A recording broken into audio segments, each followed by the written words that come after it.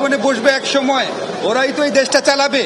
আমরা আর কতদিন বাঁচবো? আপনারাই তো বাঁচবেন, নতুন প্রজন্মে যারা আছেন সবার কাছে বলেন আর রাষ্ট্রীয় সম্পত্তি ধ্বংস না। আরেকটা কথা আমি ব্যক্তিগতভাবে বলি, আমার উপর রাগ করবেন না। আমি জানি পুলিশ বাহিনীর কেউ কেউ বাড়াবাড়ি করেছে, কিন্তু আমি এরকম ফুটেজও দেখেছি যে পুলিশ বাহিনীর আহত একজন ছাত্রকে কাঁধে করে নিয়ে যাচ্ছে, শিশুর মতো করে নিয়ে যাচ্ছে।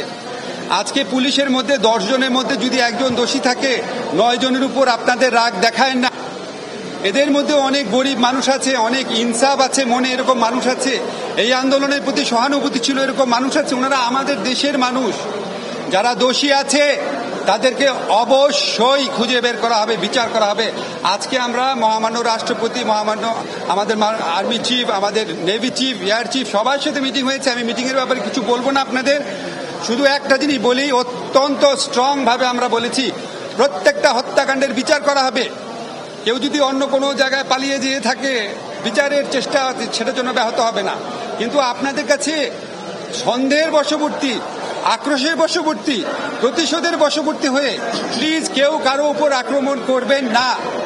এটা আমাদের দেশ, আমাদের দেশের আমরা এই বৃদ্ধ প্রজন্ম আমাদের নতুন প্রজন্মের জন্য একটা ভালো দেশ রেখে যেতে পারি নাই। এই ধ্বংসযজ্ঞ, লুটতরাজ, হানাহানি করে যেন কেউ নষ্ট করতে না পারে। আপনারা অগ্নিসংযোগ, হত্যাকাণ্ড, লুটিং, একজন আরেকজনকে আক্রমণ, প্রতিশোধমূলক আক্রমণ, হিংসাত্মক অবস্থা বন্ধ করেন। সব কিছুর বিচার করা হবে।